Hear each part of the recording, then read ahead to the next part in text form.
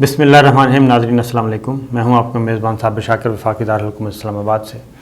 کچھ گفتگو کرتے ہیں، امپورٹنٹ ہے، اور خاص طور پہ میں یہ کہوں گا کہ اس ویڈیو کو سنیں بھی اور اس ویڈیو پہ عمل بھی کریں. اس کی وجہ یہ ہے کہ پاکستان میں بہت زیادہ ایک خوفناک اسلامی جمہوریہ پاکستان ہے، ہمارا اسلامی معاشرہ ہے، لیکن جو جنسی ہراسگی ہے اور سیکشل جو ایشوز ہیں وہ بہت زیادہ گمبھیر ہوتے جا رہے ہیں، اور آئے دن کوئی نہ کوئی ویڈیو سکینڈل جو ہے وہ آ جاتا ہے. اور پھر اس میں ستم ظریفی کی بات یہ ہے کہ ویڈیوز جو ہیں وہ سوشل میڈیا پہ ڈال دی جاتی ہیں، پبلک کر دی جاتی ہیں، دانستہ طور پہ کی جاتی ہیں، نادانستہ طور پہ کی جا رہی ہیں. ویڈیو بنائی جاتی ہیں، خفیہ طور پہ بنائی جاتی ہیں، ویسے بنائی جاتی ہیں، اس کے بعد پھر ایک بلیک میلنگ کا عمل شروع ہو جاتا ہے، اس پہ پھر پیسے بٹورے جاتے ہیں. تو میں آپ کو ذاتی طور پہ بتا دوں کہ یہ واقعات ہو رہے ہیں. پھر ہمارے بچے محفوظ نہیں ہیں، ہماری بچیاں محفوظ نہیں ہیں. اور پہلے جو کہ تعلیمی ادارے سمجھے جاتے تھے کہ محفوظ ترین ہیں، وہ تعلیمی ادارے محفوظ ترین نہیں رہے. محلے میں بہت آنا جانا ہوتا تھا، وہ محفوظ نہیں رہے. اب کسی پہ بھی اعتبار نہیں کیا جا سکتا. اسلام آباد E11 میں ایک ویڈیو آئی جس طریقے سے، اور اس کی جتنی بھی مذمت کی جائے کم ہے.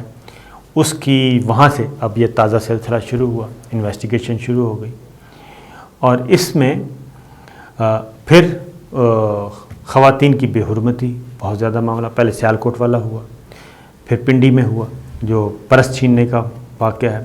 وہ واحد مثالی کیس ہے کہ 7 دن کے اندر اندر مجرم جیل میں چلا گیا، ایک اعتراف جرم کیا، شواہد اکٹھے کیے، اور 7 دن کے اندر ٹرائل مکمل ہوا اور وہ جیل میں ہے.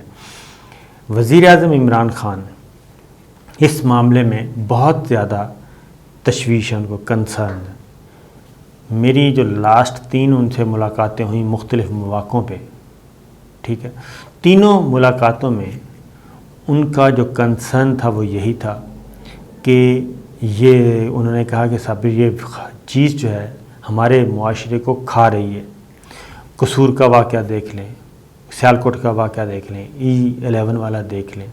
یہ سارا وہ کہتے ہیں کہ ان کے پاس جو انفارمیشنز ہیں انٹیلیجنس اداروں کی، وہ یہ ہیں کہ یہ کیسز اس سے کہیں زیادہ ہو رہے ہیں، اور بہت سارے ہزاروں سینکڑوں کیس جو ہیں وہ رپورٹ ہی نہیں ہوتے. اس کی وجہ ہے کہ اس کے پاس بدنامی، معاشرے کو فیس کیسے کیا جائے گا، یہ ساری چیزیں. اور یہ جو E11 والا ہوا، اس میں بھی یہ شروع میں تو کوئی کمپلینٹ آ ہی نہیں رہا تھا، پولیس پھر خود بنی، اور اب وہ لڑکا اور لڑکی جو ہیں وہ خود اس پہ راضی ہوئے، اور انہوں نے تھوڑا سا حوصلہ پکڑا.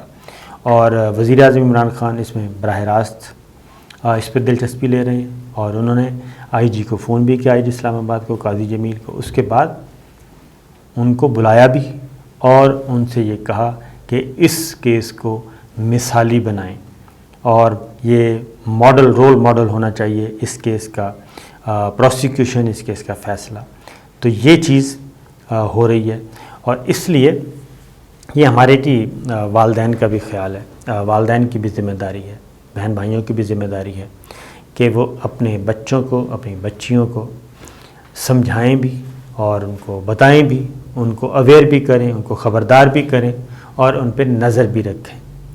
یہ ضروری ہے.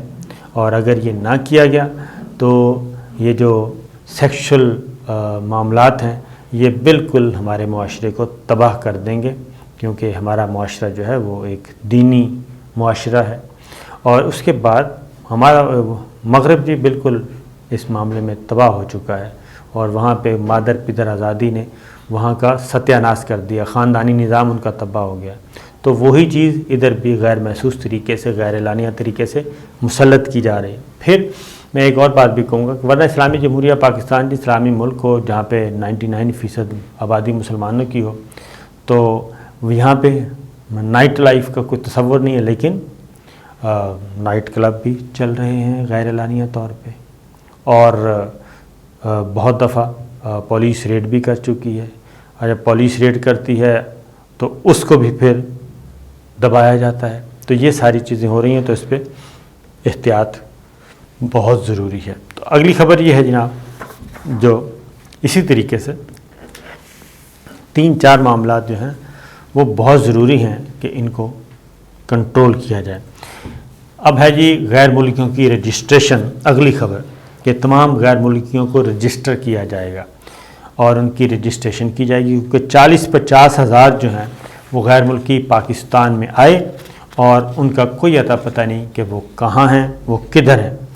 اب جو بات چیت کی جا رہی ہے، رجسٹریشن کروائیں، ان کو بینک اکاؤنٹس کھولنے کی سہولت میسر ہوگی، ان کو کاروبار کرنے کی سہولت میسر ہوگی، اور وہ رجسٹر ہو جائیں گے تو ان کو مختلف جو مراعات ہیں وہ دے دی جائیں گی اور وہ اہم کردار ادا کر سکتے ہیں پاکستان میں رہ کے بھی۔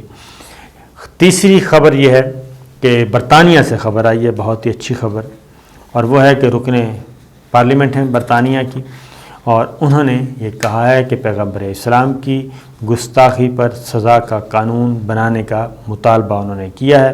یہ برطانوی رکن پارلیمنٹ ہیں اور رکن اسمبلی یعنی کہ برطانیہ میں ہاؤس آف کامنز کی ممبر ہیں ناز شاہ۔ انہوں نے یہ کہا ہے، برطانوی پارلیمنٹ سے مطالبہ کیا ہے کہ ہر صورت میں حضور اکرم صلی اللہ علیہ وسلم کی گستاخی پر سزا کا قانون ہونا چاہیے۔ یہ خوش آئند بات ہے کہ برطانیہ کی پارلیمنٹ میں اب یہ آوازیں اٹھنا شروع ہو گئی ہیں اور وہاں مطالبہ کیا جا رہا ہے۔ پھر ایک اور خبر ہے، اچھی خبر ہے، وہ ہے فلسطینیوں کو اسرائیلی شہریت حاصل کرنے والا قانون ختم۔ یعنی 2003 سے یہ قانون چلا رہا تھا اور یہ متنازع قانون کہلاتا تھا شہریت کا، اور اسرائیلی پارلیمان سے یہ منظور نہیں ہو سکا۔ اس میں کیا تھا جی کہ اسرائیلی شہریوں سے شادی کرنے والے فلسطینی اسرائیلی شہریت حاصل نہیں کر سکتے تھے۔ اسرائیلی شہریوں سے شادی کرنے والے فلسطینی اسرائیلی شہریت حاصل نہیں کر سکتے تھے، یہ قانون چلا رہا تھا، اور نئی حکومت کو اس سلسلے میں شکست ہوئی ہے۔ یہ آرڈیننس جاری کیا ہوا تھا تو آرڈیننس کو ایکسٹینڈ کیا جا رہا تھا۔ اب اسرائیل کی پارلیمنٹ نے اس کو منظور کرنا تھا، لیکن اسرائیل کی پارلیمنٹ نے یہ قانون منظور نہیں ہو سکا اور 59 ایکول ووٹوں سے یہ مسترد ہو گیا، یعنی کہ ضائع ہو گیا۔ اور رائٹرز کے نے بھی یہ اطلاع دی، غیر ملکی ذرائع ابلاغ نے بھی دی کہ یہ متنازع قانون کیا تھا جی کہ اسرائیلی شہریوں سے شادی کرنے والے فلسطینیوں کو اسرائیلی شہریت حاصل کرنے سے روکتا ہے۔ اور 1 مہینہ قبل ہی یہ نفتالی جو ہیں اسرائیلی وزیر اعظم، انہوں نے اقتدار سنبھالا تھا، بڑی مشکل سے گورنمنٹ بنی تھی ان کی، اور یہ ان کو پہلی ڈیفیٹ ہے، پہلی شکست ہے کہ وہ یہ قانون منظور نہیں کروا سکے۔ اب یہ آرڈیننس جو لاگو تھا، جو قانون تھا پہلے سے، وہ ختم ہو گیا ہے، 59 ووٹوں سے ٹائی ہو گیا تھا، اور اس لیے جی اس کا فائدہ یقیناً ہوگا فلسطینیوں کو، اور فلسطینی جو ہیں وہ اسرائیلی شہری بن سکیں گے، بشرطے کہ ان کی شادی ہوتی ہے کسی بھی اسرائیلی سے۔ تو ایک چیز، اس کے بعد ایک اور خبر ہے، اور وہ خبر ہے کشمیر سے۔